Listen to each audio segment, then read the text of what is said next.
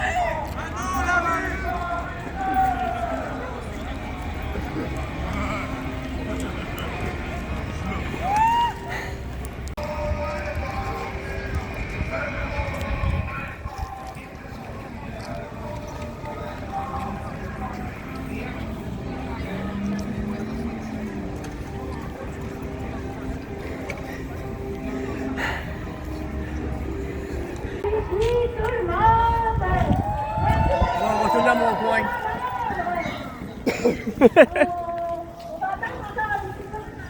Beaucoup de monde qui ont pu assister au rassemblement. En fait, nous, on a commencé C'est plein belle. Ce qu'elle fait, là, citoyens et intervenants du quartier. Ouais. ça prend plus de monde. Ça prend plus de monde qui manifeste pour ça. Ça prend plus de monde pour pas juste parler du crise d'Airbnb. Là. Scandalisé depuis des semaines avec 28 condos loués sur Airbnb à temps plein. Ils ne répondent aucunement aux besoins en logement. Ils sont énormes dans notre quartier. Donc, merci d'être là, puis on se revoit dans 5 minutes.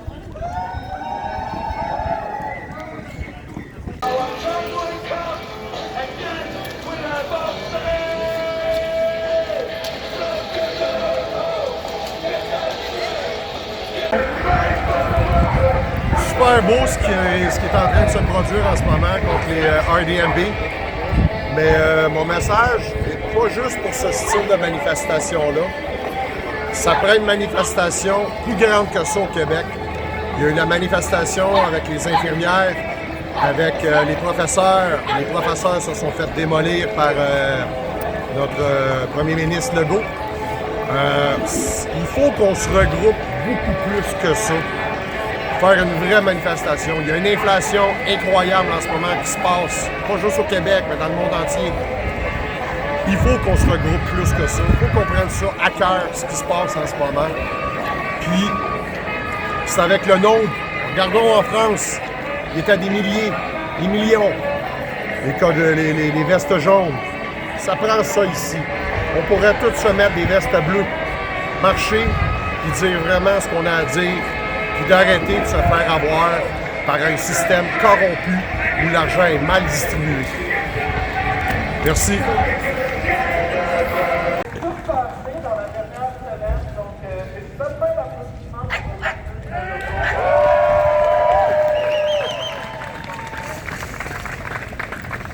plus sérieusement, on est ici aujourd'hui parce que l'arrondissement de la Belle-Ville Non, c'est correct. dans l'immobilier. On est ici parce que les scrapules sécuritaires. Et on ne veut pas se le cacher, la fille les sœurs blés, en manière de scrapage du parc locatif, ben, ils n'aiment pas leur place. Quelques exemples. Donc, ne pas répondre aux appels des locataires qui vivent des injustices. Couper les communications avec les organismes en droit du logement dans le quartier. Ne pas renforcer les règlements en vigueur par emploi d'insalubrité et d'inaction de leurs propriétaires. Ne pas appliquer la réglementation sur les mais mon petit préféré, abolir le comité de cohabitation. À raison, l'essence des hectares. Parce que pendant ce temps-là, c'est tous les locataires qui étaient dans le quartier. Et encore plus, ils allaient ça à cette revenu. Et comme les politiciens ne semblent parler qu'un langage et des comptables, on va parler dans le langage. Donc, ça fait à vous. Et avoir des loisirs, ça ne me tente pas. Combien de nuits, avant impôt, est-ce que je peux me permettre par semaine dans le Airbnb derrière moi?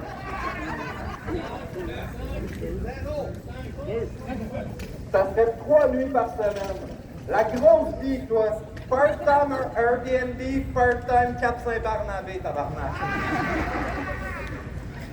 C'est que la situation va mal, mais je voulais passer un petit message aux camarades et aux locataires du quartier. C'est pas gagné, mais il faut continuer de lutter. Il faut continuer de se battre et de lutter pour notre droit au logement, pour notre droit à la ville. Impliquez-vous dans les comités logement, dans votre communauté. Merci Manu. Marie, vous avez des clips, vous avez aussi. Bonjour. Pour ceux qui ont pas entendu parler on payait en 3,5 500 $. Aujourd'hui, on le paye 1200. C'est 14% d'augmentation de loyer depuis l'année dernière 2023. C'est 0,46% des propriétaires qui possèdent 31% du parc locatif à Montréal. Et c'est des expulsions forcées qui augmentent de 150% depuis 2021. Où est-ce qu'ils vont s'arrêter? Combien d'évictions? Combien de logements perdus? Combien de familles à la rue? Combien de campements? Combien de suicides il vous faut pour voir les choses en face? Combien de crises sanitaires, de problèmes de santé mentale, de foyers déracinés il va leur falloir pour agir vraiment sur la crise du logement?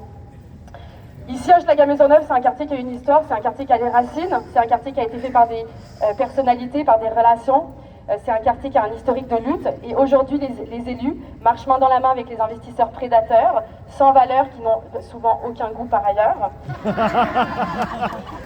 et qui débarrassent le quartier de sa population originelle. Depuis 5 ans environ, on assiste à une gentrification qui est beaucoup plus violente, beaucoup plus rapide, beaucoup plus floue que celle d'avant. C'est des milliers et des milliers de foyers dont on a essayé de s'occuper avec Annie. On n'a pas réussi malheureusement à s'occuper d'un assez gros pourcentage, qui ne peuvent plus se retrouver de logement ni de travail dans le quartier une fois après avoir été évincés. C'est des gens qui se retrouvent des logements avant vers Pointe-aux-Trembles, Anjou. Maintenant, ils ne peuvent même plus se retrouver de logement sur l'île de Montréal. Donc, il est plus que temps de lutter aujourd'hui. On ne compte plus les propriétaires qui coupent le chauffage en plein hiver, qui changent les boîtes aux lettres. Il est plus que temps de lutter. Merci beaucoup. Au revoir.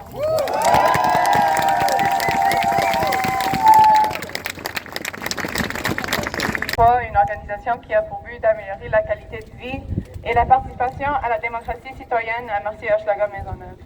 De notre point de vue, il y a deux côtés à cette histoire. D'abord, il y a le côté de ceux qui s'engraissent les poches sur le dos de la majorité et tirent profit de leur misère. Airbnb, les compagnies comme Propriété Strawberry Inc. et les promoteurs immobiliers se trouvent parmi eux. Ensuite, il y a le côté de ceux qui doivent se battre pour accéder à une bonne vie, mais qui, pour la plupart, habitent à peine à leur vie. Les gens qui ont intérêt à garder Hochelaga un quartier populaire. La plupart de nous ici se trouvent de ce bord. Nous représentons la majorité. Ce n'est pas surprenant que l'arrondissement s'est encore une fois rendu du côté des entreprises de location et des promoteurs immobiliers. L'hypocrisie des élus, les soi-disant représentants du peuple, se dévoilent à être plus que la présence de ces Airbnb illégitimes, quoi qu'il nuise à sa réputation et au peu de sécurité qui lui ressort à sa population. Ne nuiront pas autant à sa business d'à côté. Rappelez-vous de ça. Dans le programme de la Ligue, on dit que nous voulons que le droit au logement soit un fait, pas une promesse. Ça veut dire qu'il faut mettre fin à la crise du logement par tout moyen. Ça veut dire plus de construction de condos et d'Airbnb dans nos quartiers au dépend du logement abordable. Pour y arriver, ça prendra un quartier mobilisé, organisé et capable de mettre de la pression sur l'arrondissement, sur le propriétaire Strawberry Inc. Et toute autre force qui nous a amenés à nous rassembler ici aujourd'hui. Car souvenez-vous, il y a mieux que cette histoire. Merci.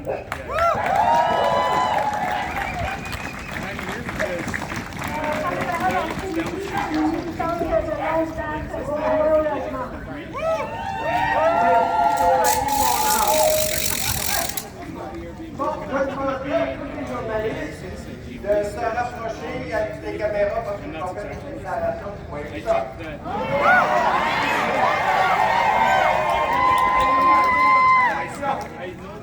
Ce propriétaire-là d'un périminiel social. Je ne peux pas qu'on dise bâtisse qui a transformé combien de monde qui a mis dehors. Ça a été dit par Manu, il y a peut-être monde qui va vous dire. Moi, je vais vous dire même dans ça. J'accuse le soi-disant maire de l'arrondissement qui a fait un copinage avec les propriétaires et les multinationales. C'est un pas de couille! Et quand je dis pas de couille, je sais de quoi je parle. When something is sold, it's immediately stripped and Une traded dette. to, Il faut poursuivre ce combat. Parce que ça n'a pas de goût spontané. Il y a des multinationales et des entreprises qui jettent le monde dehors. Faut pas aussi que le monde qui dehors s'en va ailleurs. Ils se payent un logement. Ils sont capables de se payer ici. Ils sont pas ailleurs. Ils sont dans la rue. Fait qu'ils vont faire de quoi? Ces imbéciles-là, dans l'autre activité, qu'on fait rien, qu'on est rien, qu'on dit rien, c'est des artistes crosseurs.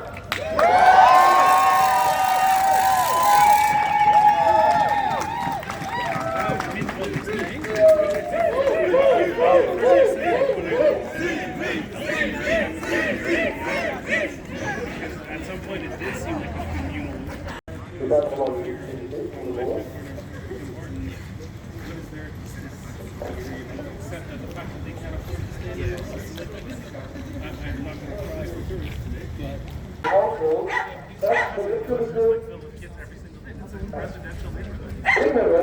Bonjour tout le monde, Louis, Comité Bail.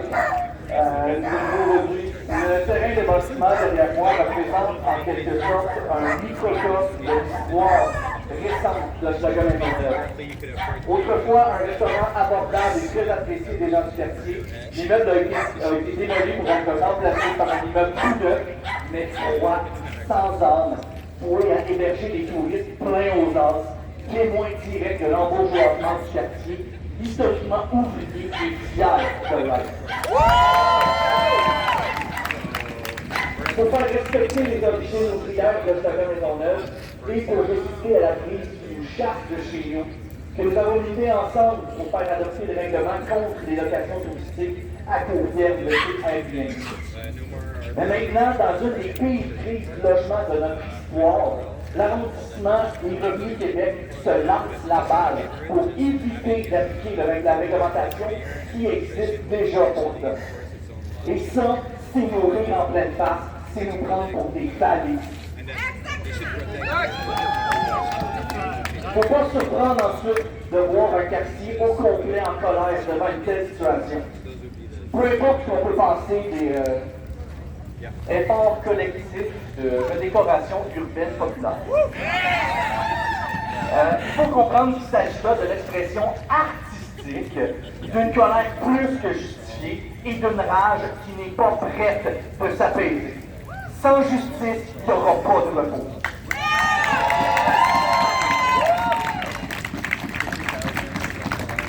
On n'en est plus à demander, on en est rendu à exiger. Le municipal et le provincial, faites respecter le règlement. Mais Hochelaga-Maisonneuve est populaire. On veut du logement abordable. On veut du logement social.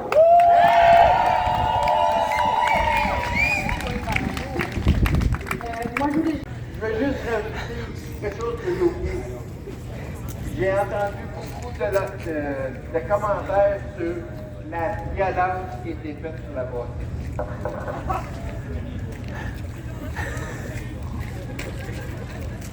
La première violence, c'est ce tabarnak de crosseur-là qui a fait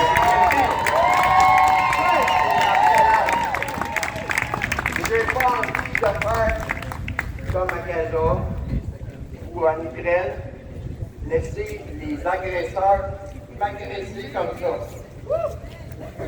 Là, j'imagine, oui, suite à l'accusation, j'ai l'impression que le punching bag de la route, va trouver des foules pour me poursuivre pour diffamation. Je m'en calisse comme à 40. Avant que ça passe de 22, il y avait des chances que je sois discuté de ça. Salut tout le monde!